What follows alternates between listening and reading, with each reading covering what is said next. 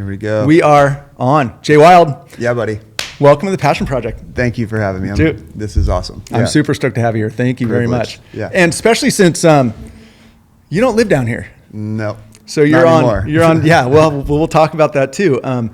Not only you don't live down here anymore, you don't even live at sea level anymore. No, 6,200 feet. 6,200 feet. Yeah, above sea level. Way above sea level.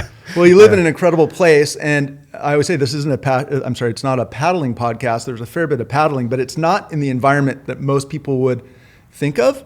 However, if you are a paddler, and it could be stand-up prone, surf ski, outrigger, 6-man, 1-man, etc., you probably know Jay Wild.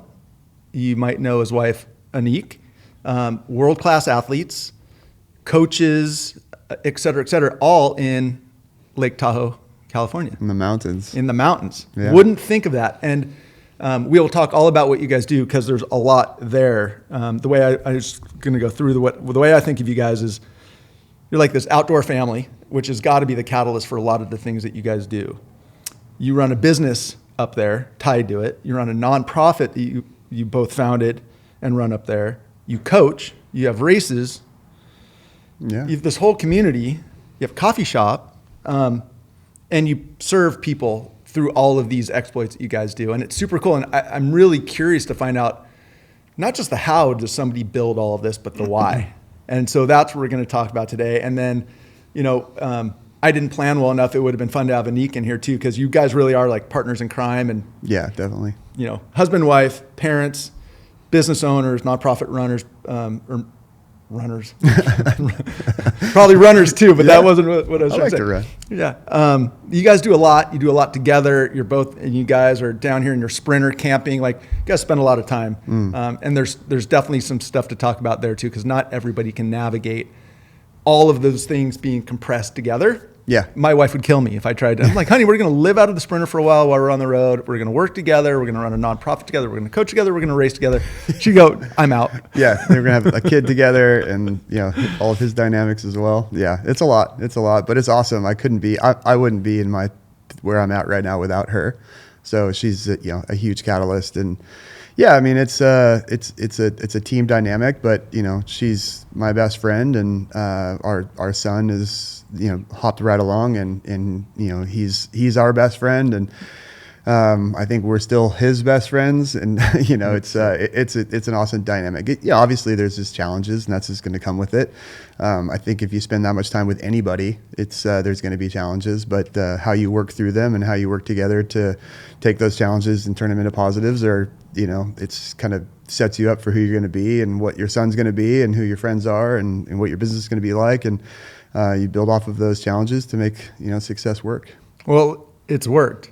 Well, which is amazing. Now, not without, I'm sure it's challenges and it's obstacles. I'm sure there's some toe stubbing along the way. But those are the things I want to really dig into because as I always say in here, what people know of an individual is typically it starts at some point in time. So people might know you or know of your business or the nonprofit, all these things based on when you started it. But like, why did you start it? When did you start it? How did you start it? There's all these factors that I think are super formative that often gets missed. So that's part of what we're going to dig into. And then we're going to go really deep into all the different things that you guys do. And again, who you serve, how you serve, and why you serve is the really interesting part for me. Because anybody that runs, there's a lot of people in here that have a combination of sport, business, and nonprofit, so community, giving, whatever. And that's exactly what you guys do. Yeah, for sure. Yeah. At 6,200 feet, which is even more cool. Yeah. And then what's fun is that you guys, because of who you are and what you guys do, a lot of people in the paddling world. And so a lot of the people that have been on this podcast in that chair, really well. And whether it's from paddling or working with them on their boats, whether that be Kai Bartlett or Johnny Puakea, because you're a rep, or we'll talk about that too, or Danny Nichols and Morgan Hosteri, because you work with them, Danny Ching, like there's so many connections in that world, but it's not a paddling podcast. It's just one part of what you do. And that's what we're going to talk about. Yeah. Super fun. Incredible people that you've had on. Yeah. Feel a little intimidated in the seat, but you fit right in. Trust me, and everybody's going to find out why right now. So Jay, you mentioned that I said, you don't even live at sea level, but you said, well, not anymore. So let's start with you. Let's talk real quick through the history. Where did you grow up? It sounds like it wasn't in Tahoe. No, it wasn't in Tahoe. My parents were both Newport Harbor High graduates, and then I was born here in Hoag Hospital. Oh, no way. Yeah, and but after I was born, we kind of packed up quickly and moved inland and moved to a little nursery town called Rainbow, just out in between Temecula and Fallbrook in like North San Diego County. And yeah, I lived on a couple acres and out there until I was 14, and then moved to San Clemente from there. My best friend at the time lived in San Clemente, so we were always in San Clemente hanging out. And, I was catching the bus with friends and going to the beach all the time as a kid. But like the water wasn't really a part of my life for those like formative years by any means. I remember going to the beach and just being like, oh my gosh, like, what is this? Like intimidated or yeah, 100%. Wow. Yeah. Just being at Oceanside at the pier and just being like, wow. And I remember catching my first wave when I was 12, like literally like the proper catch, when you're like catching, you stand up and you're actually like riding down the face and just being like, whoa, this is what it's about. Right. And just, it was, I just remember the water being super like intimidating though for a really long time, and it still is. Like oh, stop. No, really. Yeah, there's been multiple times where I'm like, what am I doing out here, for whatever reason. But yeah, when we finally moved to San Clemente, kind of in my early teens, and then just I was a stick and ball sports guy though. Played a lot of football, and just being in high school in San Clemente and kind of being an outsider because I had moved there late, like everything's already set up. And I mean, San Clemente produces so many amazing surf athletes and whatnot. And, I was just really outside my element. I tried really hard and surfed as much as I possibly could. I was just never really good at it. I mean, it's just one of those things, especially in the 90s, you had so many amazing, hardcore surfers in San Clemente. During those years, and just like constantly being called out of the water because you're cutting people off and everything like that. And then in '98, when I graduated, I moved to Tahoe to meet up with my cousin because I was just like needed to get out of Orange County, and then stayed for a few months there, and then moved back down to San Clemente, and then ended up here in Costa Mesa. And I remember I'd cross over PCH and I would see these people paddling outrigger canoes, not knowing what it was or anything like that. And then fast forward a few years when I'm back in Tahoe, there's a canoe club on Donner Lake just in Truckee. And I'm with my wife now, Anik, who has a very extensive paddling background. And she was getting recruited by the local canoe club there on Donner Lake to go paddle, and I was like, "Oh, I'll go, yeah, why not?" And then that was in 2003, and kind of just changed your life. Yeah, I held the paddle backwards and got my butt kicked by a bunch of women, and I was like, I guess this is where I want to be now. I don't know, it was just one of those things. Paddling is it changed my life for sure. Rad. But I don't know. That's kind of like a quick and easy. Well, I'm going to dig into it a little bit of where I came from. Okay, rad. Thank you for sharing that. So I didn't know any of that. So let me ask you this. So you mentioned San Clemente in the 90s surf. There was nowhere more prolific than surf and hardcore, right? You're talking like that's like the Fletchers, the Mount Archibalds, the Beshens, and it was much more hierarchy than today, right? There isn't any anymore, right? It's like everybody's on a soft tops taking off everywhere. But back then, as you said, like you get almost regulated to some degree, especially down there. Oh yeah, no, regulation was on the regular for sure. Yeah, I mean, and it didn't matter how,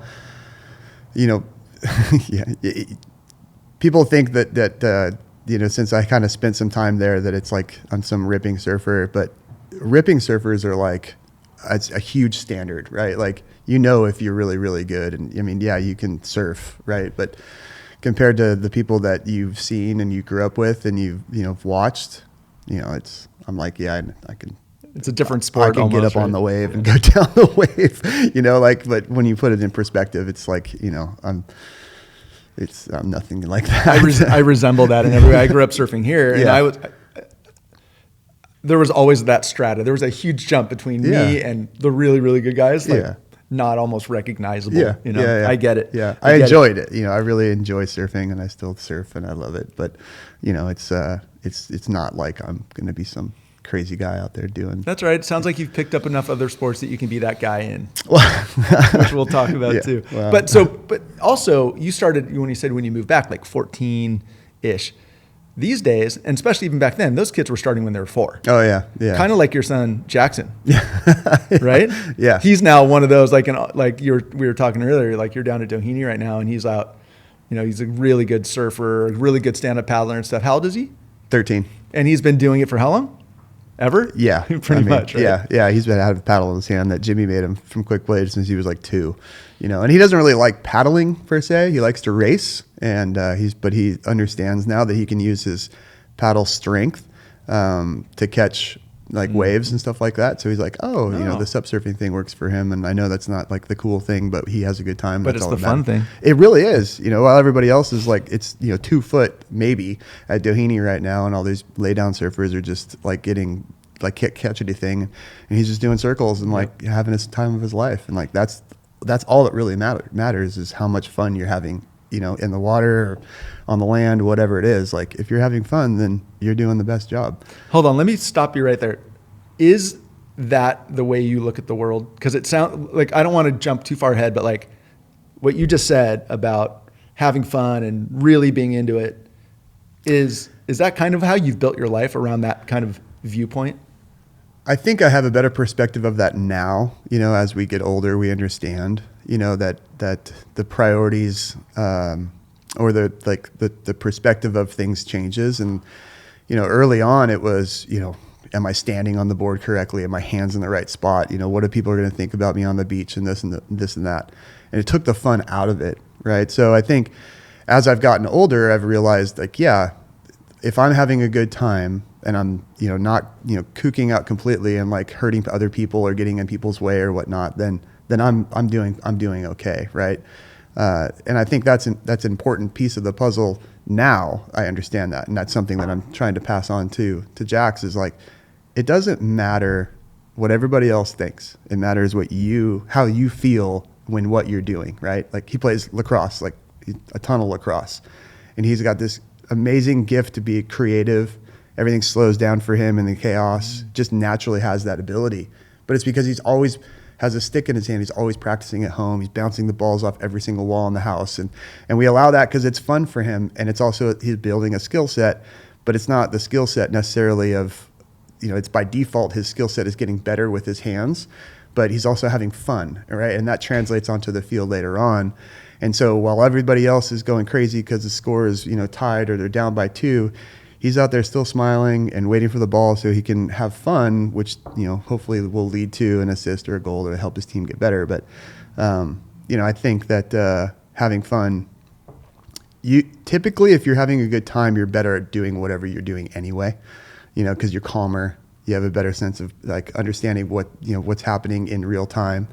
And I learned that the hard way, years and years and years of kind of worrying too much about all the other aspects, and took the fun right out of it. I mean, the stand-up paddle kind of whole competitive drive and all of that those things. At one point, I took a step back and realized that I was I was building a business and having a family and living in the mountains and being only to like paddle a certain amount of time of the year in order to compete against these guys in Hawaii and Australia and Southern California and everything. And I had to really like sit back one time and just go, I'm not having fun doing what I love to do because I'm so worried about the results and the sponsors and this and that. I'm like, I don't want to do this anymore. Like I'm going to just take a whole big step back and find out what's fun again. And that's when I was like, I'm going to get as good as I can at everything that I can in the water, because I want to be able to go have a good time whenever, when anybody ever calls me to go do something. It's, Morgan and I have that conversation all the time. Like, let's just be well-rounded and go have a good time in doing what we do. And by default, I've, been able to get better and get faster and get stronger at everything that I've, want to have a good time doing. It's just because I just take everything away from what everybody else thinks and just have a good time doing what I want to do.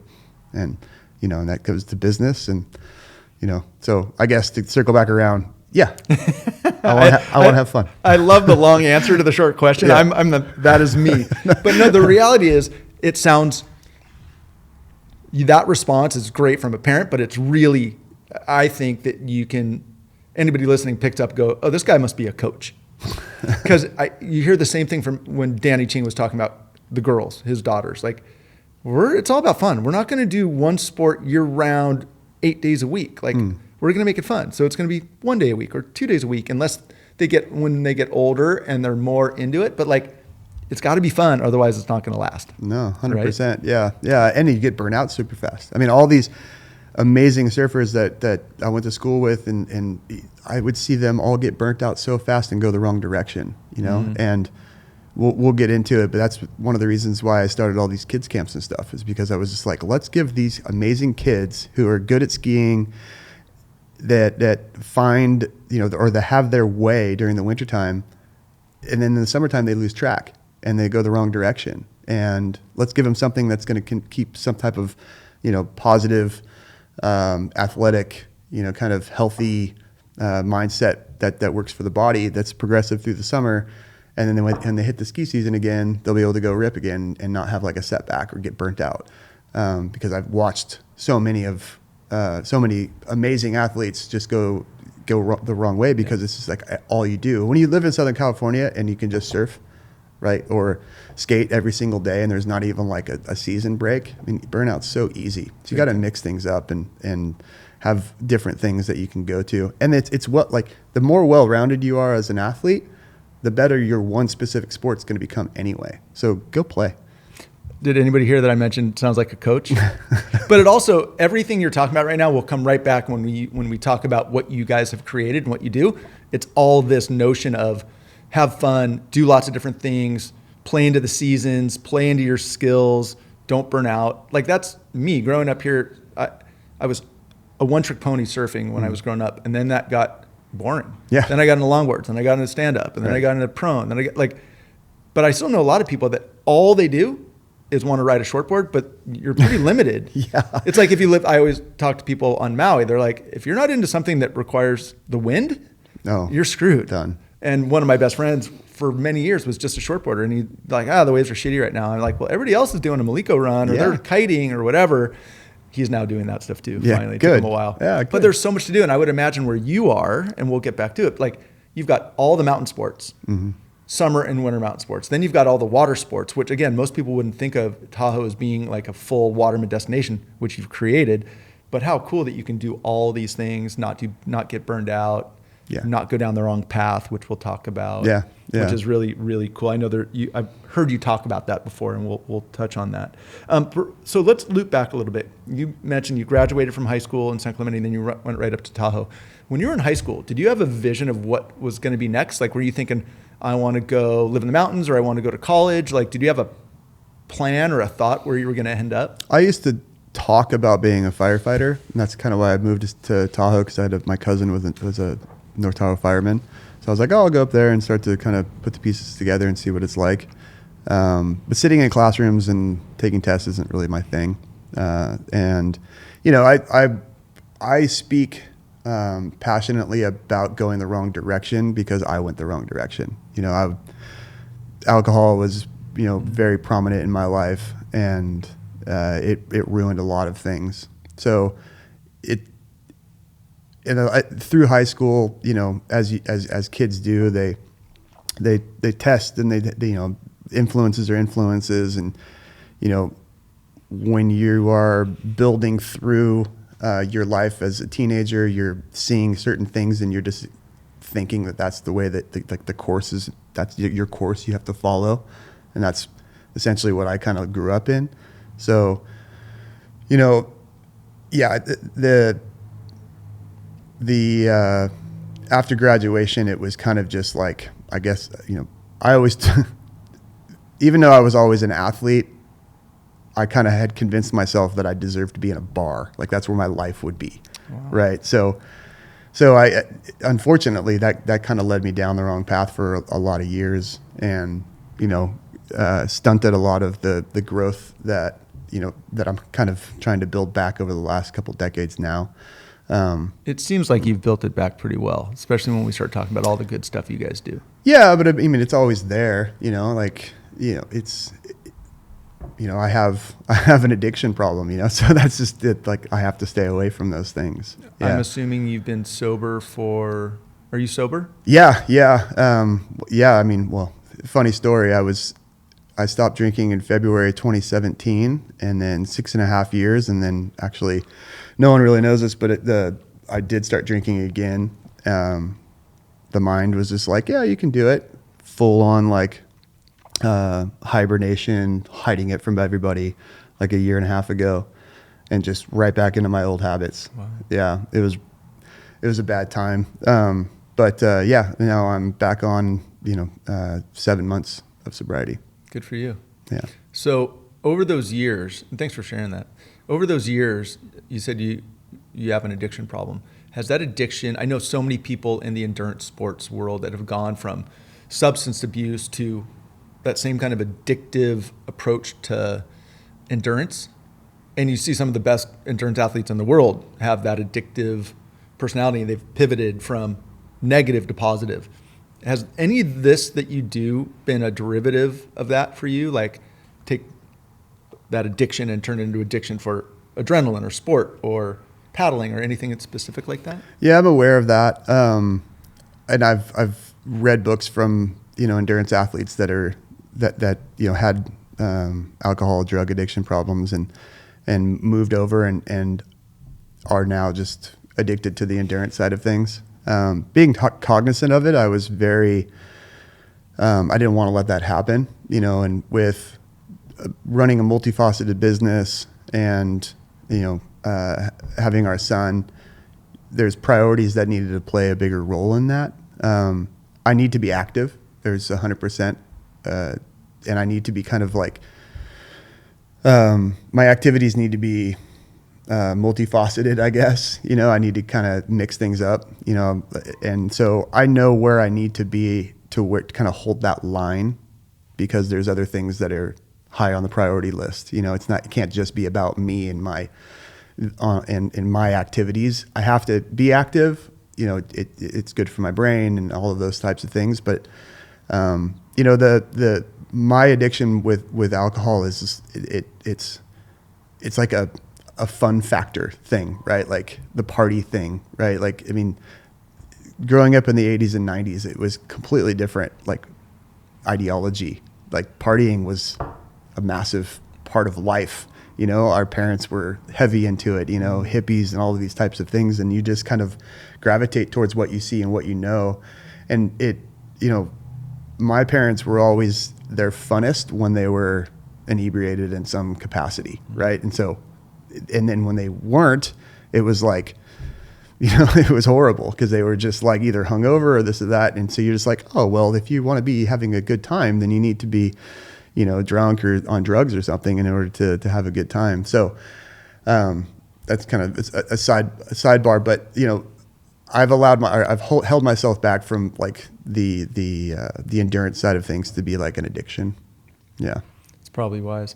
Again, thank you for sharing that. And I think there's a lot of distinctions in there that you shared. I always talk about in here that osmosis is a big, powerful influence on our kids. Like what our parents do or what we do as parents will influence our kids. So the monkey see, monkey do thing is much more powerful than the do as I say, not as I do. Oh, so huge. If your parents are partiers, there's a good chance, not always, good chance. If your parents are gnarly athletes, there's a good chance, right? So we're going to talk in a minute about both your background in sport and Anik's background, and how your son, Jax, has some incredible genes. His genetics are going to be, he's already proving that he races with you, et cetera. But and you were talking about how he practices and his passion for lacrosse right now. But that comes straight off the mom and dad tree for sure. So again, thank you for sharing that. We're going to jump. I do want to share some of the history of both you and your wife and your sports and athletics and all that stuff. But real quick, a little bit further. So just to kind of close the loop on the career at that time, because we're going to talk about what you've created, but in between high school and when you started all the stuff that you've got, what were you doing? You weren't just in a bar, I don't think. So what were you doing? I got big into rock climbing. I've always been a big mountain biker. In high school, I worked at a mountain bike shop, and so riding bikes is still a part of my life, and I love it. But in Tahoe, when I moved back to Tahoe in 2002, I had dabbled in bouldering in '98 when I was up there in the summer, and then so when I got back in '02, I was just like, I'm gonna go rock climb. But it was kind of like fall, so I just at the time it was snowboarding. I worked at Squaw and just snowboarded my brains out and partied and lived that mountain lifestyle for that whole winter, which was I mean at 21, 22 years old, it was I was having a good time, right? And it was perfect, and I met Anik there, and it was great.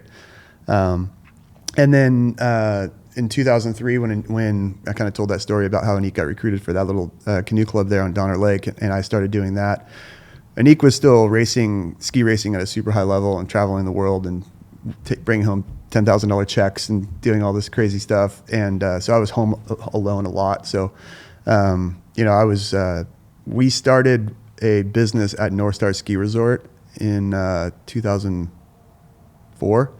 It's like this bungee trampoline activity, and we had one at Mammoth in the village, and then at North Star Ski Resort. What was that called? The Apex Bungee. That was our business, and so I basically ran that for all the years.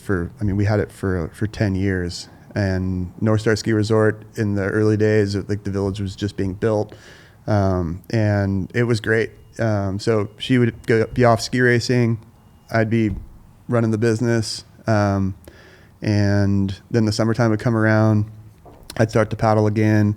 And Anik was just, training and paddling as well. But, skiing obviously was her focus. She's badass when it comes to skiing. Okay, so. Let's do this. Okay, thanks for that. So we're going to come back to career because we just started with your first business, and that's going to lead us into the rest. Mm-hmm. Let's do a little pause here and talk about you started talking about mountain biking and climbing, and you were getting into paddling.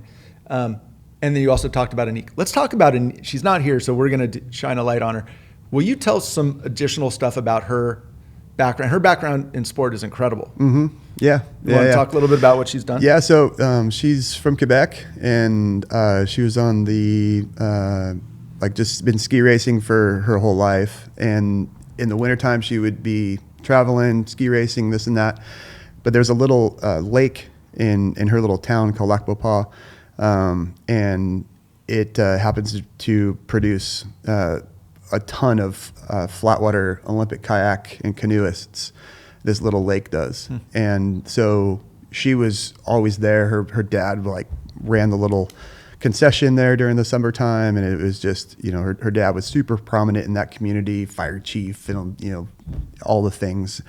And she so she would paddle C1 and K1 as a kid, and then go ski race in the winter, and then summertime was paddling. And then she had she kind of moved towards the canoe, the C1, C2, just because she had some shoulder issues. And C1, C2, that's high kneel, which is as yeah. hard so of a hard. sport as you can. One knee up, one knee down in a super narrow, super tippy canoe that you paddle on one side. Yep. Willie Reichensimon's here. That's what he did in the Olympics. Yep.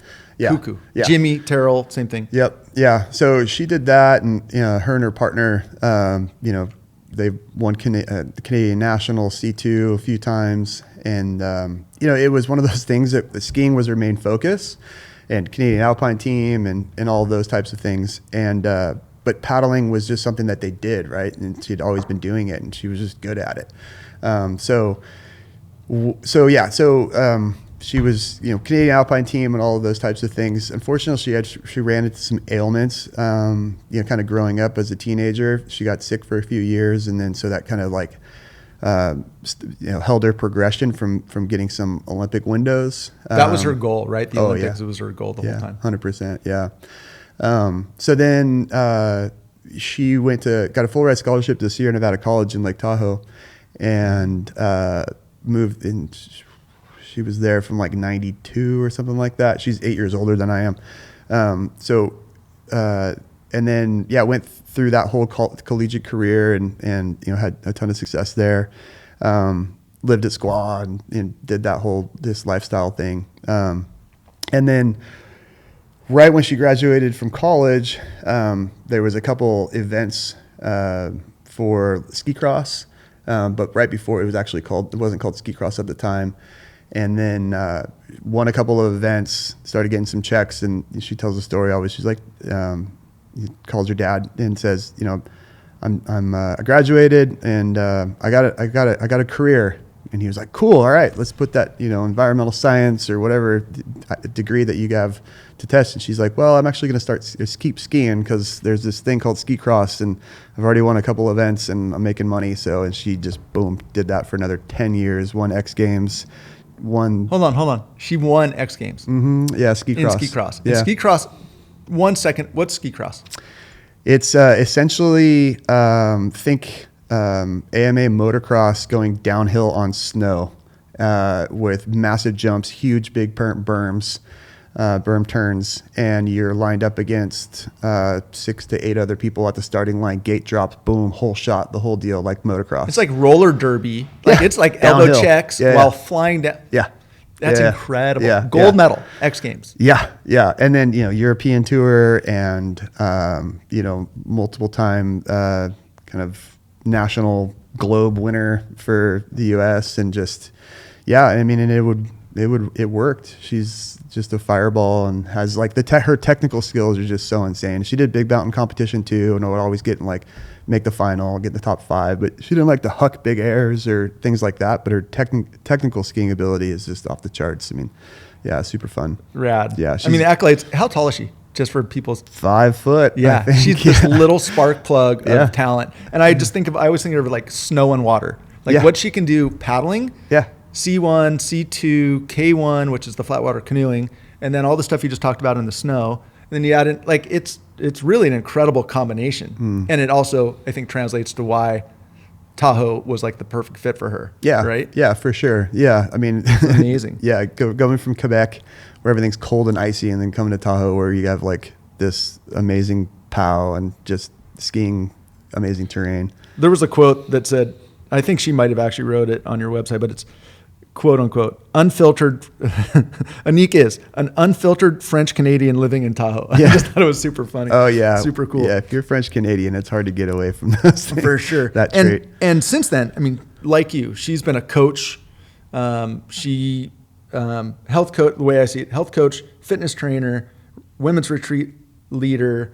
That's outside of or part of all the other things we're about ready to talk about that you guys do. Yeah. She has just so much experience and understands, so many different kind of facets of athleticism, and has had so many coaches, good and bad, and learned so many things that she has just a wealth of knowledge to pour out. And right now she just happens to be doing it more towards our son than anything else. But, that's kind of just the way the world works. For sure. Rad. Well, Jay, we just did that about Anik. Let's do that about you, if you don't mind. So we talked a bit about all the sports that you're into, and you were talking about it. So you found paddling in the mountains. That's one thing. Like, I just don't think many people would think about it. So real quickly, talk about when you moved up there and there's some paddling, and this is on Donner Lake, which is the small lake. Yep. Ironically, you talked about I moved up there for one season. I lived on Donner Lake. I worked at a restaurant, and I had a pass at Squaw and with 12 of my buddies from college.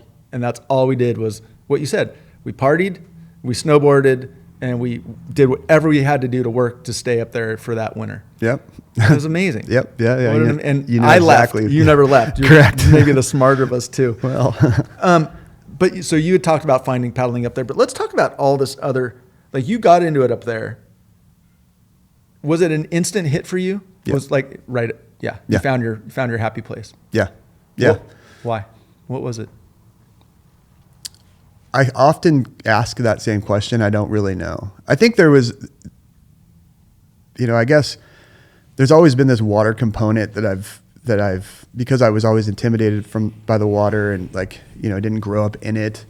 And then being in San Clemente in the 90s and watching all of these amazing surfers and just being like, damn, like that would be rad to have that lifestyle. Everybody wanted to be a professional surfer in the 90s. Like that was just for sure. That was just the way it was. And I was nowhere even close to having, I mean, it wasn't even on the radar, right? You know, I played football and blah, blah, blah. But paddling gave me that connection to the water that I always wanted, that I didn't think I could get. And I had no idea what I was doing, right? Like, I'm on this little lake in the mountains, and I was just like, all right. It gave me an opportunity to push myself. And on the water, because I was pushing myself in other ways too on land, but it was just one of those things that I just enjoyed doing. And I was just like, okay. And not knowing that I was going to go race in the ocean or anything like that. I mean, I remember going and doing my first kind of like outside of Tahoe race, was in San Francisco. And we had raced around Angel Island from Fort Baker. And I was just like in the mix, and everyone's talking about the currents and everything. And I'm just like, oh my gosh, I'm 24 years old. Just like, I'm going to go do this. And it was a huge accomplishment. Right. And I can relate to people when they're getting into the sport and they're just like so psyched on going and doing their first like big ocean race, or, you know, this wasn't even in the ocean. And it just kind of kept going from there. Like, oh, I really enjoy this. And then, you know, but it was very distinctive breaks, right? It was like summertime, Donner Lake, and then wintertime would come and we'd ski and, you know, live that mountain lifestyle. And then, but I'd be like, okay, how am I going to get better for the next season? And then when I first got my first one man, in 2006, I think I got one of the Johnny boat called the Kainalu that he was working with Kamani Composites on at the time.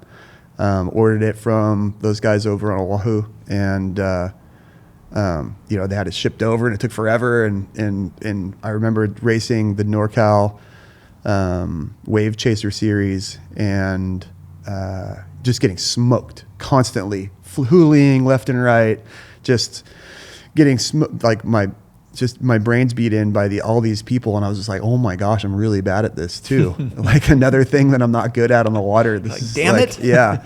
And I remember Justin Banfield he win races by miles ahead of everybody. I'm just like, oh man. And, you know, he was also coming down and racing Lanakila and Danny, and was Danny's relay partner for the Catalina to Newport, or to Dana race back in the day, the relay. So he was like, you know, the guy that we all wanted to be.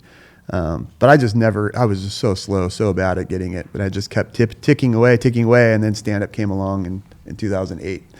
And I raced, it was the first race across the lake on a Standup, and I did it on a tandem. No, it was a Surf Tech, one of the early Surf Tech round nose kind of.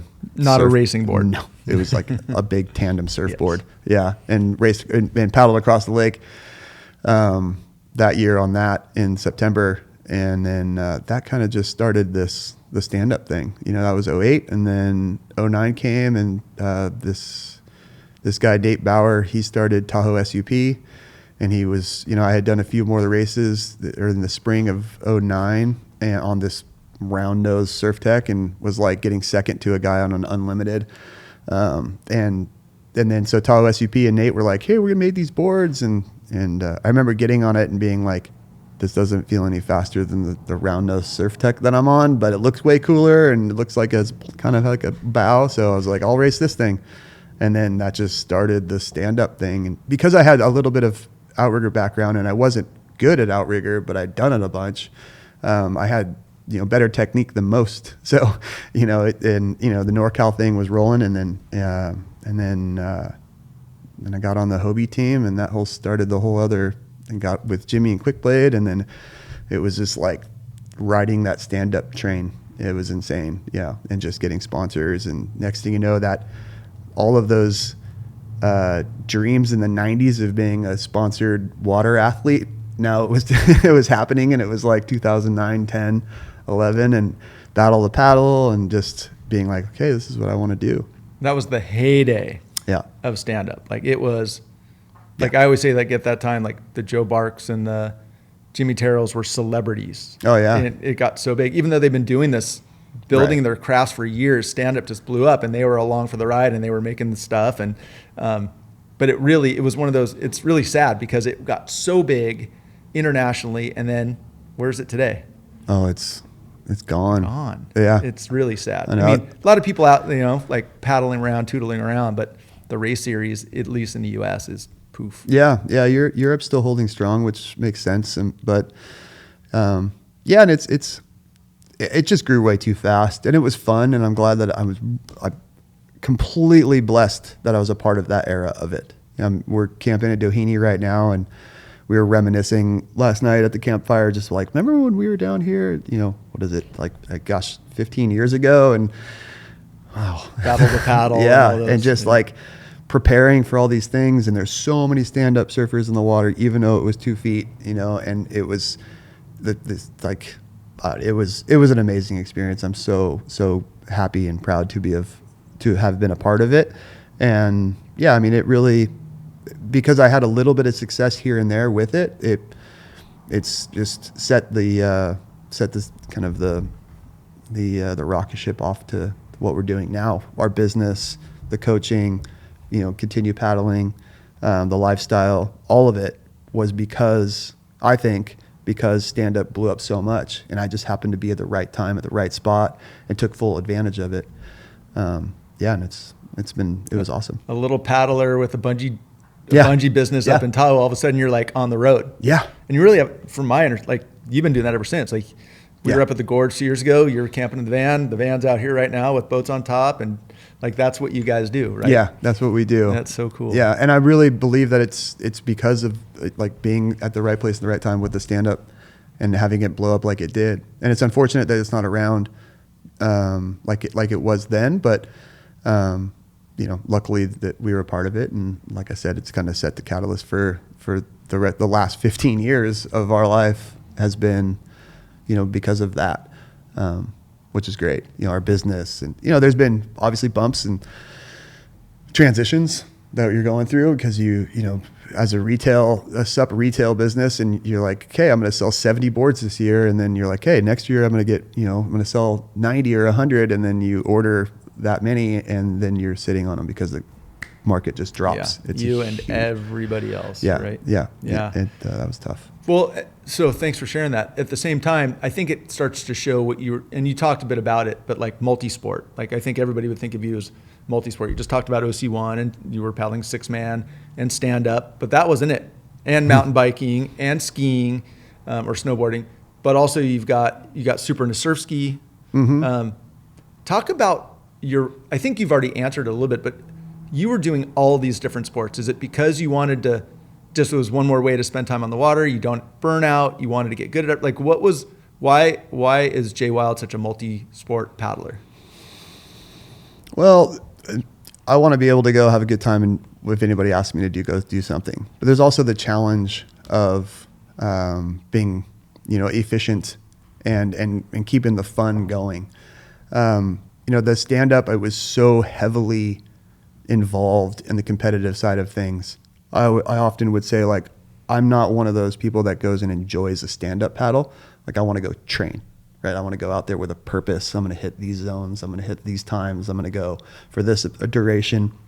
And there was a time where I had to realize that, as I'm trying to race, I mean, I wanted to win Battle of the Paddle so bad. It was like the thing that I wanted to do. And I think I got 13th like 3 years in a row or something. But Battle of the Paddle is basically the world championships of stand-up paddling in those days. So in those days, to get 13th and that, like, you've got an international field coming from all over to do it at the best of the best. Yeah.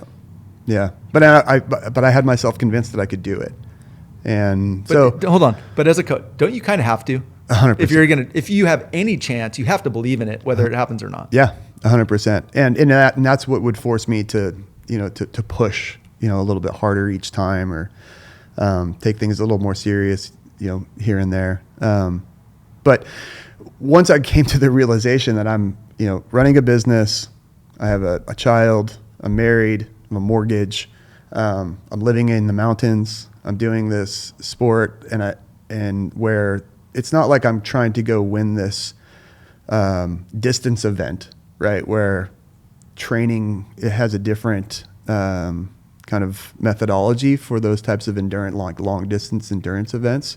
I want to win a race that's in and out of the surf. Yeah, the short course, Yeah. like super technical, carnage driven. Yeah. Right. Yeah. And it's like, I don't know. the coach in me now would be like, if I was talking to an athlete, I'd be like, okay, let's have this conversation a little bit deeper. Like, you know, you're trying to win a surf event and you live in the mountains and you're going against these kids, literally at the time, Zane and Connor and Kai and that best are of the best. Yeah, that are from Hawaii that do these in and outs all day long for fun, and you think you're going to go and compete against them. Yeah. So when I came to the realization that was just ridiculous to conceptualize, I was just like, okay, well, what next? Well, outrigger's what I started with. Let's get back into that. Well, there's also this thing called the surf ski. That's interesting. That looks fast. That looks fun. There's this thing called a prone, and you know, and so I did the out of the paddle a couple of years prone for the competition, and then did the stand-up portion just because I was like realizing that was fun, and I had such a good time. The idea of being a well-rounded, and I have this business called Tahoe Waterman, right? And people are like, wait, what? And you know, being a waterman is one of the highest regards in my opinion, right? Like they're the cream of the crop. And it's really hard for me to use that term waterman because I'm not like the cream of the crop when it comes to like the Hawaiian watermen or, you know, those guys that are surfing gigantic waves and diving 60 feet and doing all of those amazing feats, right? But for what I do in my little mountain town, and it like, I was like, well, I want to be able to efficiently do everything that I can on my lake, right? So if I want to paddle across the lake on my surf ski, I'm going to know how to do that. If I'm going to go paddle across on my prone, I'm going to do that. If we're going to circumnavigate the lake on 5 different crafts, I'm going to do that, right? Like let's be good enough at everything in the Tahoe waterman space that I can do. So we can kind of legitimize that of like who we are. And that's kind of like how the community got built back together or put together was we're just going to be a community of mountain water athletes. And to test ourselves, we're going to do all these cool little things that no one needs to know about except for us. And we're just going to hammer it out with me and my crew and have a good time and be able to do those things efficiently and set some times and have a good time doing it. Like I needed to be good at everything. And I think it helps later on down the line for showing that, you know, to my son and to the kids that we have in our camps, that just because you live in the mountains doesn't mean you can't have a good time on the water too. And the better you are on the mountain, in like Lake Tahoe is very ocean-like at times, and so it sets kind of like a foundation to where you can go to Hawaii and have a good time and understand how to do things safely to a certain degree, right? Don't go to pipeline and paddle out, right? Like let's be smart. But if you want to go do downwind runs and, you know, like Malikos or something like that, you'll have some type of understanding because you can run good bumps on Tahoe. I'm not comparing Maliko to Tahoe. I'm just saying that bump riding, you know, there is a way to train for it there. Yeah. And so I wanted to be good enough to go to those things. And then, you know, going to Tahiti and having my experience and doing Iron Mana was like the stamping on everything, you know, and being able to compete at that and just go, I found my spot. And luckily I've been doing all of these things for this amount of time because now I can go to Tahiti and I can race all these different crazy races that Stefan put on and just go, yeah, I mean, to walk away with a trophy and go, okay, yeah, I'm not horrible at these things, you know? So you walked right into it. So you've shared a bunch of stuff. I mean, you walked right through my list. So thank you for doing that. Sorry. No. But I didn't have to open my mouth. You were one step ahead of me, which is perfect. But can you talk about a lot of the things you're talking about people would recognize or they understand, but Iron Mana is something that I've read a bit about and I've heard about. I know Morgan Hostery had gone and done it. She talked about it on her podcast. Can you talk about your experience doing Iron Mana did you do Bora Bora? Is that where? Yeah, in 2012. Real quick, just give people an understanding of what this event is because it's friggin' gnarly. Yeah. I had no idea what I was doing. I was actually going because I was the WPA, the World Paddle Association. I was kind of, I don't really know how to explain my position there, but I was running certain things for WPA, and I was going as a WPA representative and a Hobie athlete. But my idea was I was told that I was just going to kind of like oversee the operation and be like, make sure that the races are kind of holding the WPA standard for lack of a better explanation. And I thought I was just going to be kind of like participating in a couple events. And I had gotten the rundown from Morgan about like kind of how Stefan runs it. And I was like, perfect. I mean, I've been in CrossFit for 10 years. So every day you walk in, you don't know what's going on until you read the whiteboard of what the workout is. And I was like, I do that all the time. Like, cool, put it out there. And, you know, I had been paddling all these things at home. So I was like, whatever he wants to throw at me, I'm fine. Like, he can make me run across the mountains and I don't care. Like, but just to stop for a second, Ironman is exactly that. It's a multi-day event on the water, in your case in Bora Bora, and you don't know what the event is until you get there. You don't Correct. know what craft they're going to throw you on. You don't know the distance. You don't know the nutrition or lack thereof. Like, you just show up and blow up. Yeah. Yeah. But I didn't know about this. And then so I didn't know that was the case. And I didn't know that I was actually going to be competing at all the events or anything. So I get there and then meet Stefan. And yeah, I mean, Morgan's already talked enough about Stefan, but, and then we just like, I guess I'm signing up for everything and I guess I'm doing this. And then, so it was like day one, I think we had to, okay, I'm not a swimmer, right? And I've tried and I can swim, but like, I'm not like, obviously. You're not going to swim 11 miles like Morgan did? No. And from like, because I know Morgan was just on and she explained Ironman and her experiences there. The 2012, it was still kind of like everything was achievable, right? The things that she went through after those years, like that was pushing the limits. And I mean, it sounds like a good time to me, but 2012 was still like achievable movements. But yeah, like swim and come back in, you got like 10 minutes to rest. And then, then you have to stand up, paddle out and around these kind of like mokes and come back in and like, boom, just activity after activity after activity. And you get back in and then, and it's all, points based off of where you position or you place and everything like that. And you don't know. We did know that we had to like do a 5-mile swim at some point. And that for me, I was like, well, that's not the race I'm going to be doing because I didn't come here to actually do this whole thing anyway. And then Stefan being Stefan, you wake up in the morning and you go and you swim. And I was just like, but you're swimming in Bora Bora. It's, perfect water, perfect temperature. And, you do the swim and I'm super proud that I got to surprise yourself. Surprise yourself. And plus it's competition. But that was an amazing competition. And yeah, I mean, final day we had to paddle around the island of Bora Bora on a stand-up. And how far is that? I don't recall what it is. It's far. It's far. Yeah, it's far. Yeah. And, I'm an aggressive racer. So I kind of burnt myself out a little early. And but it was an amazing experience. I wish I could go back. But that was kind of like the stamping of approval in regards to like why I do everything that I do. They came home with a little third place wood trophy, which was awesome. That's rad. Yeah. Third place. Good for you. Yeah. Wow. That's incredible. Yeah. Okay. We've now walked through all of this stuff. I think that leads us back to like, here's like, clearly you have all these accomplishments. You have all these different experiences. You're a multi-craft athlete. You just talked about 10 years doing CrossFit. We've talked a bit about the coaching. Bring us back to Tahoe. And you had gone from, I think you said 10 years doing, is it Apex, which is the bungee jump thing?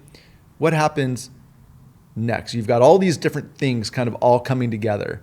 What did you do with it at that point? Yeah, in 2010, a friend of mine who owns a bike shop on the west shore of Lake Tahoe was like, I've got this A-frame bike shop that he's had since the 80s. He's like, people are asking me to run like some stand-up stuff out of it. Why don't we just split the beam and I'll do my bikes on the one side and you do your stand-up on the other side, and I don't need anything from it. It's just kind of like, biking then was not at the high point. So I was like, okay. And so worked with my contacts and basically we just started a business. And, and I had already kind of had this Tahoe Waterman concept in going on in my brain. So we were like, let's just call it Tahoe Waterman and we'll go from there. So, and that was the shop. The name of the shop was going to be Tahoe Waterman. Yeah. And that was going to be a stand-up rental shop only, or and retail. Sales. Yep. Okay. Yeah. But all related to stand-up. Yes. At that time. Yeah. Because I mean, it was a no-brainer. Okay. And hold on. So were you and Anik together at this time? Yeah. You were? Yeah. We got married in 05, 06. Where did you guys meet? At Squaw. You met at Squaw. Yep. Yeah. Funny story. I was rock climbing, poor dirtbag rock climber. I had like acquired some gear, and but I didn't have a rope. And so she had a rope, but didn't have any gear, didn't know how to lead or set. So I just was like, we just started hanging out, rock climbing together. And, you know, I took my gear and her rope, and we'd go rock climb, and then mountain biking, and then just being outside and running and having a good time in the mountains. And that's just kind of where it went from there. You met your match. Yeah. I mean, she was so much better than me at everything. Yeah, it was super fun. Yeah, just play catch up the whole time. Still and am. Did she start to adopt some of the sports you were doing? Did you start to adopt some of the stuff she was doing? Or were you guys both kind of already doing them all? Everything that she was doing was primarily like ski race training based, right? So rock climbing was great because it wasn't like this, like, oh, I'm going to do this because it's going to make me a better ski racer. She was doing it because we had a good time doing it. Versus when we go bike, you know, she was like, hey, I'm going to do, you know, this set of intervals, or we're going to go hard here and easy here, and kind of, you know, but then we just, you know, let's go outside and play, and I'm going to adapt it and what everybody's doing. I like to be outside and running around. So, and then she's just a great athlete too. So we just kind of fed off of each other. Got it. And did you guys, you both have a big coaching background. So we're bringing this coaching thing back. Did that happen naturally around this time as a result of all the things you were doing? Or was that a plan? You're like, I want to be a coach. Like, how did because I think that's formative in where you're going. Mm-hmm. But if I'm too early, because you're just talking about opening Waterman, were you already coaching? Were either of you already coaching, or did that come later? Well, any other small outrigger canoe club, when somebody comes in that's new, that's fresh, that's vibrant and ready to like train and go race, and the rest of the team is like, wait, we actually just kind of paddle recreationally. Like, I was kind of placed into a position where I was just like, no, let's get better. Like, let's go. You know, like, let's get off this little lake. Let's go paddle on the big lake of Tahoe. And people are like, oh my gosh, no, we can't do that. And so I think I was kind of placed into a coaching role early on with that little canoe club, just because I was like passionate and wanted to get better and faster and stronger and work together as a team better. So there was a time where I was like the coach for that team, but it was hard because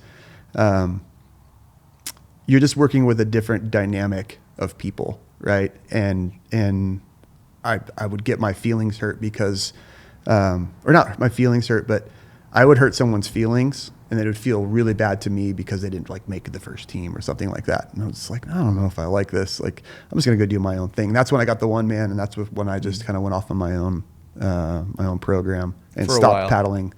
Yeah, for a while, and then I started paddling with a MUA down here and traveling down and making their team. And then, you know, and that was like 07, 08, 09, racing the Dukes race with them. And, you know, we had a huge run back then with a MUA down here. It was so much fun. So, but for clarity, a MUA is based right here. Yeah. Out of Newport Aquatic Center's dirt parking lot, right? Yeah. And you live a couple miles from here. We're bouncing all over the place. Would you just became a ringer, so you could come down and do the races or meet them for the races? You weren't training with them, obviously. No. A guy that was paddling with them, Mike Gabor, he moved up to South Lake, and South Lake Tahoe has a canoe club, and then Donner Lake had a canoe club, and they were actually under the same umbrella, but the South Lake Canoe Club was more competitive.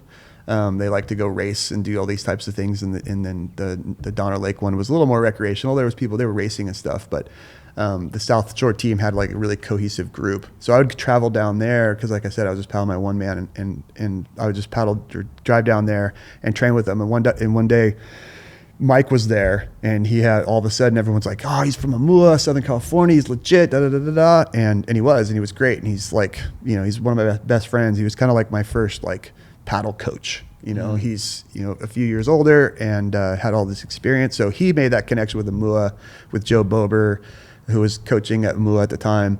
And so Mike was just like, hey, Joe, me and this guy Jay want to come down and try out for the team. And Joe was like, well, you need to, you know, he set very high guidelines and standards. Like, if you're going to do this, you need to come down. You can't be, you know, the 6th guy in the time trial or the 9th guy in the time trial. You need to be like in the top 3, 4 to justify bumping one of the guys out that's not on the team. Like, that's actually training with us 3 days a week or whatever. Yeah. So that was really fun. That was the first time that I got a taste of like real training to go compete down here, which when you're up there and you don't know any better, this is like the epicenter of everything, right? Like, I'm going to go paddle with, at that time, Momoa was really good, where they had kind of a run and they were on a dip, but they were trying to come back up. And it was like, that was really a humongous push to progress in my paddling. And at the same time, kind of stand-up was coming around. But I had so much fun with that team. You know, we got second Catalina. We won some big 9-man races. Like, that team was super, super fun. Like, high point of my paddling career for sure. Wow. Yeah. And totally reinforcing your role and position in the paddling world.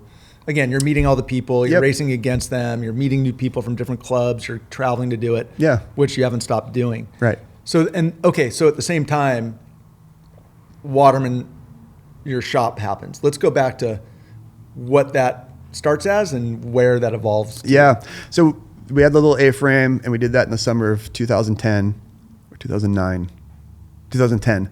And then in the fall of 2010, a friend of ours was like, hey, there's this building right on the lake in Carnelian Bay that the California Color Conservancy owns the land, and they built this building, and the person that is operating the business out of it is they're not into it, but they hold this lease for X amount of years.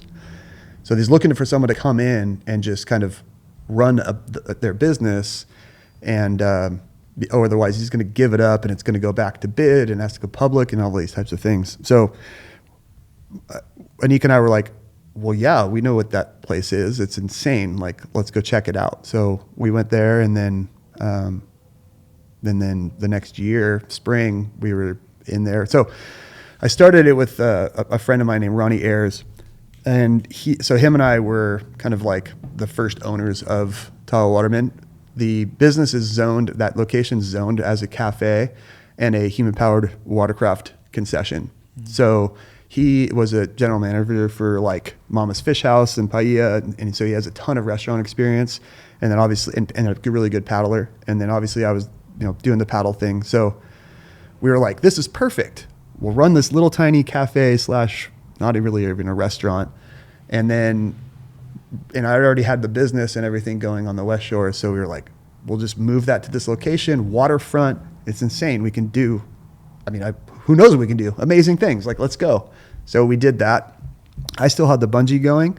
So anytime you start a business, there's going to be multiple years where you're not making money, right? So luckily, I still had we still had the other business going, and Ronnie was just, he kind of quit his other job and he was just working, and we're not making any money. So after like 2 years of that, my sister-in-law, Anik's sister, bought Ronnie out, and that's the partnership that we still have now. Is Anik, her sister, and myself are the three owners within the Tahoe Waterman business, Waterman's Landing. Got it. So that was 2010. Or 2011, moving it out to that building. And then from there, when you have a location like we do, similarly to NAC, like the sky's the limit. Like, come up with something that's water-based that you can do, and you can do it, right? And one of the things that we kept seeing was like all of these parents were going out and stand-up paddling. These kids were on the beach, like just kind of waiting in the water, not really doing much. And then they'd get on the water and they'd paddle around and they'd fall in and they'd have all these bad habits and stuff. And I were like, we need to help these kids. Like, let's just bring some kids together, like a junior lifeguard program, and, teach them what's going on. And that just blew up into the Tahoe, the water grom camps that we have been doing since 2011. Got it. And that's coaching and like. Yeah, well, keep going because that is the flywheel, right? Yeah. Started with Waterman's Landing. You saw an opportunity to help the kids. Mm-hmm. If anybody does any homework on you guys or looks up any of this stuff, helping kids become better in the water, et cetera. So talk about what you guys kept doing and the motivation between each of these new add-ons you guys created. So again, having the location meant everything. And, you can kind of broaden your horizon from there. And we just started with a couple kids, and we'd just be like, okay, come on, Monday, Tuesday, Wednesday from, whatever, 10 to noon. And we're going to get you on the water, and we're going to get you on prones and stand-ups. And Ronnie was a real high-level competitive swimmer. So he was kind of teaching the swimming component, and a good paddler and everything, and just a good all-around person. And so we just started from there, and then people would hear about it, and, how do we get our kids involved? And then it just cascades into, okay, now we can't just run like an unstructured thing. We have to be like, okay, we're going to do this week and this week and this week and from these times. And then, okay, how many kids can we actually fill into a camp for those weeks? Oh, 55 is way too many. Let's bring it down to 30. Okay, now, and then that's just grown throughout the years, and it's been just a staple for basically every week in July is just filled with Monday through Thursday kids camps. Are these local kids, tourist kids, all of the above? Yeah, I would say it's 60% local kids, maybe 50% local kids, and then you get kids from Bay Area, Sacramento, international. We've had kids from France there, and Great Britain and Australia, and just for whatever reason, they're parents are looking online for they're on vacation or they're there for the month or whatever, and then they just pop these kids into the camps and go from there. And then so we realized that we have this opportunity to lead and to give back to the community at the same time that we're doing the kids camps. I'm paddling and Anik's paddling, and we're doing all of these kind of our own little things, but we want to bring more people into to our community. Like, and parents would be like, "You have a kids camp. Where's the adult camp?" And we're like, "Okay, well, if you come on this day, we're going to be able to get you on the water and teach you some certain things." And that's just built into, now we have Team Tahoe Waterman, and we're paddling canoes and racing down here and all over the place. And Tahoe is amazing because it's filled with athletes, right? And the mindset is, rarely do you find somebody that's like, "Oh, I'm just going to sit inside and like watch TV all day." It's like, "Oh, I'm going to go bike this morning." And then, what time is paddling? Okay, 11. Perfect. I'll be here for that. They get done and they're like, "Okay, cool. I'm going to go get some food and probably end the day with a run." That's like the Tahoe mentality. So I was just like, how can we get more people into our little world to expose them to this water that we have on Lake Tahoe, so they can just broaden their like kind of horizon, if you will, in regards to what we have. I mean, for so long, the lake just is like a boat lake, right? Or people sitting on top of their big, heavy plastic kayaks just paddling around, which is fine. But there's these other things that we can utilize on our lake that are fast, efficient, fun, capable, watercraft. You just need to expose people to it. So, we rent like brand new OC1s to the community. Right? And just give them like a quick little, this is what happens when you huli, this is a brace, this is a forward stroke, like ready, go. And they get on the water and they fall in right away. And you're like, yes, and they climb back on and they start paddling. They get back and they're like, oh my gosh, that was amazing, right? Because it's not just this big, heavy, slow, inefficient thing. And then the lake is so beautiful and there's so many things around it. And a fast craft, you can get from point A to point B and kind of paddle around and really like experience what the lake has to offer. And we just wanted to give that to the community. Like, come on, people, like really come over here and check this out, because you're missing this amazing opportunity to experience Lake Tahoe differently than the most people are going to look at it, and look at it as what they do. They climb to a huge vista of mountain biking and they look down on the lake and they're like, wow, that thing's amazing. You're like, now I can stand on that peak and look at the lake and go, I paddled all the way around that. I've paddled that way. I've paddled that way. I've paddled that way. Over there is that little cove. Over there, I've slept on that beach, right? And I got there via paddle access, right? Like, so like the lake is really the home base to the community. Like, let's utilize it more. So we just gave opportunities for those people to do that. Let me ask you this. Did that not exist? You talked about when you started paddling 6-man there, it was on Donner Lake. Mm-hmm. And it sounds like there was a canoe club on the south shore. Yep. The south shore. Yeah. Right next to your shop. Yep. But was there nobody using the lake, as you said, other than the little rentals, sit on top plastic kayaks and boats? No, was it really, maybe there might have been a couple people, but it sounds like you created or helped to bring in this awareness and provide the ability to go out and use it the way that you guys do now. Yeah. So South Shore, there was a guy named Steve Lanoy that was paddling surf ski down there. And he operated a watercraft rental concession, human powered watercraft rental concession, right at the same location where South Lake Tahoe's Outrigger Canoe Clubs were. And so he was experiencing the lake in that way on his surf ski. And then he would paddle outriggers with the canoe club there as well. But there wasn't, back then there wasn't like the OC ones weren't as prominent as they are now. And then there's been concessions that are like rental concessions that are like touring, right? They take sea kayaks out in the water and stuff like that. But it's like a cruise with a guide, and you're not getting you're getting something, but you're not getting what we give now. Yeah, it was touring as opposed to what you're providing, which is really this Waterman lifestyle.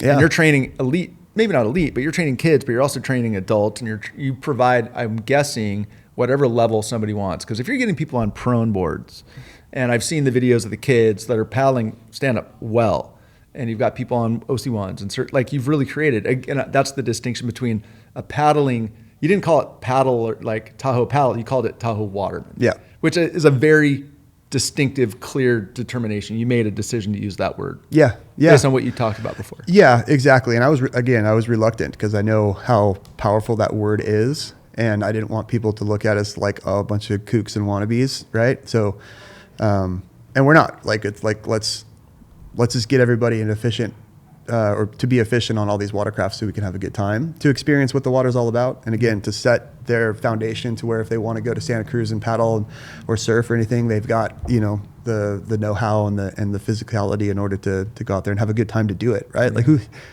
no one likes to go to do something and they're like, oh man, I can't do this because I haven't been doing it in 10 years. Like, our community that we've helped create can go anywhere, anytime, and have a good time, in their little world, because of coming and training with us, and just being out and having a good time with us. It's so good. Yeah. Good for you guys. It's fun. It's super fun. And then from there, the foundation is just built into, the community, youth, and now we have an adaptive athlete branch from it, which we're super, super proud of. That's kind of just new into this, over the last year. And now we're getting, adaptive athletes in wheelchairs and crutches that have been, hurt through skiing, snowboarding, whatever it is. And we're getting in canoes, and we've got double llama Dracos, and putting them on the water with it, and just getting these people that are stuck in wheelchairs out onto the water. And literally, I quote, "When I'm on the water, I feel able-bodied." And that's been so magical. Great. That's such a good word for it too. Magical, like full chicken skin. Like good for you guys. And I'm assuming you've just identified needs of the community or opportunities, enough questions going, hey, I'm in a wheelchair. Is there a way for me to get out there? Exactly. And you figured out a way with the Draco that has the stability on both sides, and they can get out and paddle and be able-bodied. Yeah. That's amazing. Yeah. It's been a very good branch of the foundation that we're super proud of, and being able to knock it out. Yeah, amazing. Well, let's talk about it. You mentioned the foundation. So you have a nonprofit. Not the whole thing's not a nonprofit, right? Correct. So let's talk about the foundation side. Mm-hmm. So what's it called? What's it do? Who does it serve? Yeah, we started as the Tahoe Waterman Association, and then realized that we needed to change some wording and whatnot. So it's Waterman Foundation Tahoe now. And like I said, there's 3 different branches of the foundation. We've got community, youth, and adaptive. And really, it's kind of just doing everything that we've talked about. It's giving the community access to the water, and to living a healthy, active lifestyle within Tahoe. The youth component is the kids' camps, and giving them an outlet to get on the water and experience things, to get comfortable doing uncomfortable things, which I really like. And then our adaptive branch is being able to get adaptive athletes, physical and mental, an outlet to get on the water to experience the healing power of the water. I mean, that's just really, really what it is. And it's been all of those pieces of the foundation have like a prominent effect on not just the person that's doing it, but also on myself, Anik, and now Justin, who's the president of the foundation. I can't, you could win every world championship or have every accolade, but once you put somebody on the water and you see their transformation, that's the tip. That's the apex. That's the tip of the spear. That's nothing else compares to that, in my opinion, just from my experiences, right? It's that's it. You give the community the opportunity to get out and experience the water, and teach the youth how to do it fun and safely, and change an adaptive athlete's life. It's pretty rad. Dude, that is so rad. Yeah. Kudos to you guys. Like, what a special rad thing you guys have created. It's great. Yeah. And again, it's at 6,200 feet in the mountains, which is just this crazy way of thinking about it. But we couldn't do it without the location and the team that we have behind it. My sister-in-law, Kina, and Anik, there's so many different facets of the business, but we all have to kind of work together. And even though they're like separate in that their entities are separate, it's a huge working team. It's a big cog in the wheel that's just kind of helping the whole spin go. It sounds like to that, everything's interlinked, from the coffee shop to the retail to the foundation and all the people that you serve. Like it's all out of that facility, right? Yeah. That's the home. That's like Tahoe home base. Yeah. Right. That's Waterman's Landing. Waterman's Landing. Yeah. That's where we land, and that's where we go from. And then that's how we work through it. That's so great. Yeah. It's awesome. And, so nonprofits is something that we talk a lot about here on the Passion Project. Nonprofits are tough. Right? You got to ask for money all the time. You have to have great community engagement and support. Like, you can't do the good things without funding, and you can't get the funding without asking for it or providing something that people recognize the value and go, we want to support you. How's it been running the nonprofit side of your life? It's been super difficult. I'm not good at asking for money. I don't like to charge people for coaching. Like, I have this, when someone buys a cup of coffee, I'm like, oh, sorry, $2.25. I don't know what it is. It's just not something that I'm into. So we actually founded the nonprofit in 2014, and we raise a few $1,000s here and there a year because I would run horrible fundraisers. Or, I'm just not good at going out and doing it. Luckily, the new president of our foundation, Justin Brulio, he's actually the one that called us and said, hey, you got to come and look at this location in 2010. And then he kind of skipped out of town, worked corporately for a long time. And then he came back to Tahoe a couple of years ago, and he was like, I'm going to be paddling with you guys again. I can't wait. And he's like 6'8". He can't find a canoe that fits him. And there's just so many fun things about it. But he is amazing at grant writing, communicative. He works for the Public Utility District on North Lake. He's just such a gem of a person. And he's really transformed the foundation into what it is today. Anik and I, we have the passion. We have the understanding. We can conceptualize what we want to teach and all of those things.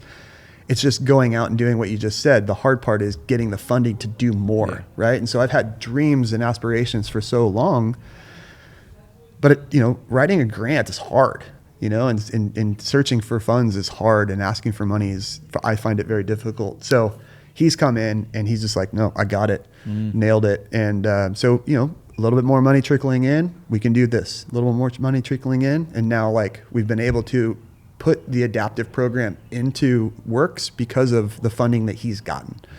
And then that's going to be, we just had a huge fundraiser and pulled in $70,000, and we're just like, oh my gosh, this is working. We're going to get it set up in an office and be like, okay, we're actually going to move this forward, and it's really exciting. And the next few years is going to be amazing for our foundation, but couldn't have done it without Justin's help. And we're going to be at Hana Hana this weekend.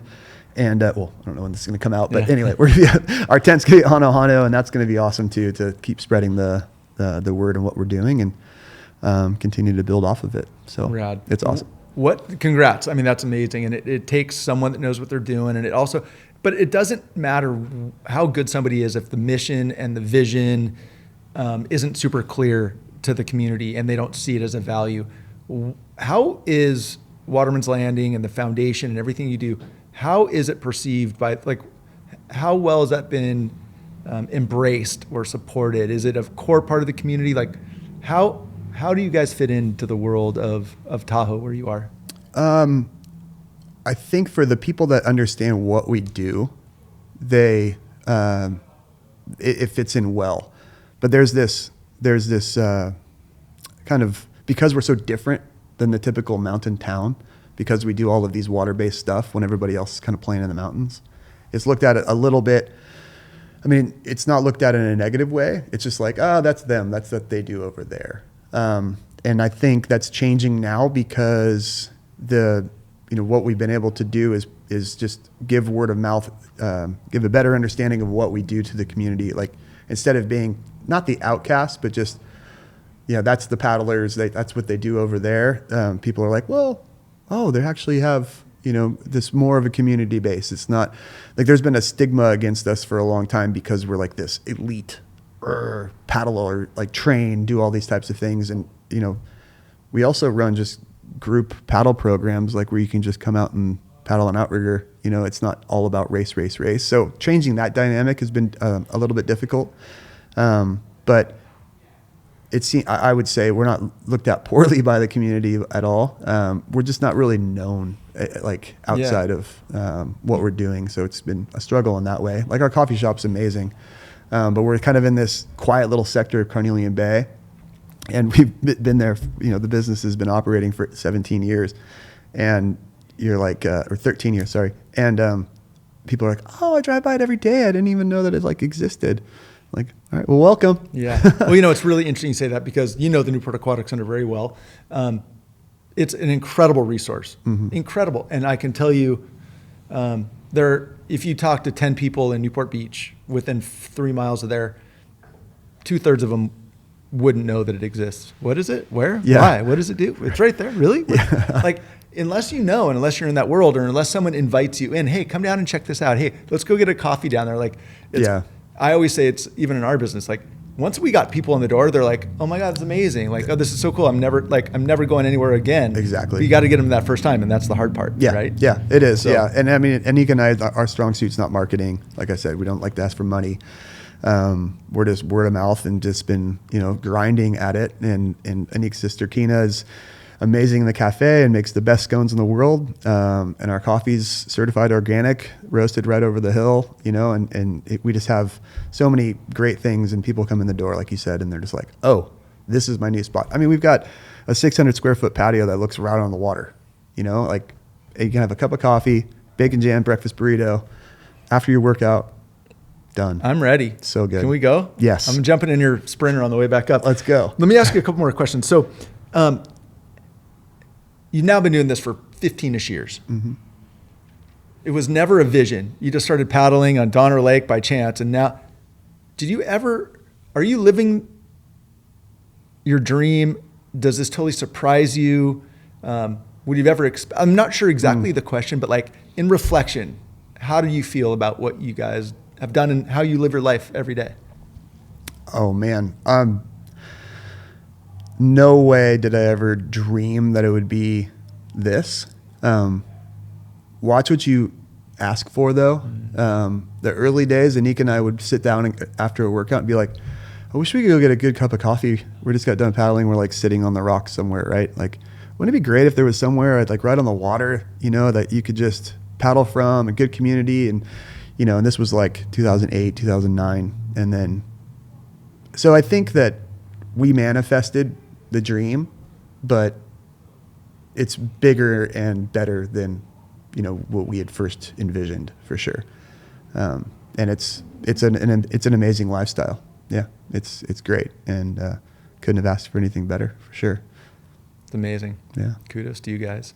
How has it been having this resource that you guys have created? And I think you touched on it, but like, when you serve these kids or these adaptive kids or athletes, I think you used the word magic, but that's got to give you an extra shot of that, like, pride. Yeah, it's I'm proud of it, but I'm not done, right? Like, yeah, I kind of look at it more. I think to be proud of something is when it's all said and done, and I'm out paddling when I'm 85 on a downwind run, and I'm like, I'm proud of what's gone on, right? But right now, there's still a ton of work to be done. There's more people that I want to embrace our community with, the efforts there. There's more kids that want to come to the camp. There's way more adaptive athletes that need to get on the water and feel the glide and feel that water. So, I mean, I hope to be proud, complete, when it's all said and done, but there's still work to be done. So it's kind of hard to just be like, yeah, I'm proud of it. Yeah. Okay, you got some wins on the board, but you're not at the end zone yet. Yeah. That's fair. Yeah. Yeah. Why is that so important to you? Why do you think that's become such an important part of your and Anik's mission, passion, whatever you want to call it? It just makes sense. It just feels like this is what we're supposed to be doing. I can't see anything else. We've talked about, should we move? It just seems like we're in where we're supposed to be, and we just need to keep ticking the boxes and moving forward and giving our gift to everybody else, so they can do whatever makes sense to them. And hopefully through what we've been doing and what we can give them, it's going to continue to make sense to us. And then somebody else can say, yeah, I went and learned how to paddle and it helped me make sense of this. And now I'm moving forward positively there. Right. To be a setback in any capacity would be like complete failure, right? A setback being like what I tried to help you with didn't work. And now you're back to here. Like, how can we keep the train moving down the tracks and loading people on it with, the train moving off into, a path that makes sense, that's positive for everyone. So hopefully that's the case. Rad. Well, it kind of sounds like you and Anik with your multi-sport, high level of expectation and goals have really taken your coaching mentality and applied it to Waterman's Landing and everything that you do to try to help everybody, regardless of where they are, get better, whether it be the kids or the adaptive people or the folks just looking to go out and have fun or get a good cup of coffee and a good scone. But looks like you're helping people not just have fun, but level up and continue to improve and do it under the guise of fun, which is kind of goes back to what you said about your coaching mentality at the very beginning. Yeah. I fun just produces, good endorphins and it makes you feel good. So, let's keep the fun train moving. But I mean, don't get me wrong. There's hard work. There's challenges, and understanding that those things are going to arise in any facet of what you're doing in your life. There's ways to move through those challenges in order to become, to get out, something from it, right? Like whenever you fail, it's an opportunity to learn. Like everyone's read those types of quotes, but that's the reality of it. But perspective is everything. If you go into whatever you're doing with a certain perspective, or perception, then, you're going to get out what you think. And, I just I want people to get, come through our program in any capacity and just know like, okay, I got this out of it and it's going to help me towards something else. And, not everyone's going to have that feeling, but, as long as we can put a good foot forward and try, then, I think we can learn from whatever we did wrong and get better, and hopefully that person can as well. So, I mean, I don't know.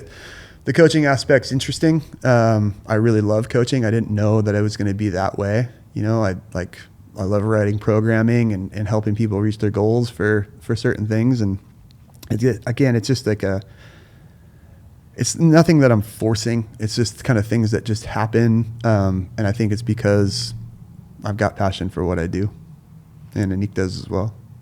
That's why you're on the passion project right now. Jay, sounds dude, good. I love what you guys are doing. I'm super proud of you. It's really, really cool. I was stoked to learn more about it. Like I knew bits and pieces. I didn't know how it all worked and how it all fit together and how you started there and ended up here. But it's so cool. And you built this incredible community and reputation, and a whole bunch of hammer athletes that follow you around, because that is one of the things, if you ask anybody that knows Jay, like, what's Jay like? Well, if you're going to hang with Jay, you're going to work out really hard. You're going to have to chase him around and you'll be really, really fit. But I think how you do one thing, it's how you do everything. Looks like you put the same energy into the business and the foundation and parenting and community. Like it seems like it's all meant to be this way. So kudos to you. Thanks, man. Yeah, no, thank you. I'm honored to be here, and hopefully we can do it again. And I've got a whole bunch of rad things that we've accomplished, and I can be like, yeah, tick those boxes too. I'm sure you will. I have no doubt. I mean, who knows what you'll add next, but I look forward to finding out. Jay, if somebody wants to find out more, or if they want to come visit, what's the best way to find out more about what they've all learned today on the pod? So TahoeWaterman.com is kind of the cafe and the whole business side of things. We're at Waterman Foundation on Instagram. There's also our paddle racing series that I forgot to mention. At Tahoe Paddle Racing, we have 3 races on the lake per year, June, August, and then the lake crossing in September. Those are super fun grassroots races, and they're low key, but I'm coming. Who's coming with me? We're going. We have a Tahoe downwind race, and we've had a couple really good runs the last couple of years. So little unknown or hidden gem, which is the Tahoe Downwinders. They're pretty epic, right? Who would have thought? Big lake, big winds, big bumps, and one of those beautiful places in the world. Yeah, it's insane. You've made a great life out of it, Jay. Thank you so much for being here. Really appreciate you. Thank you. Keep up the good work. Thanks, pal. Thank you.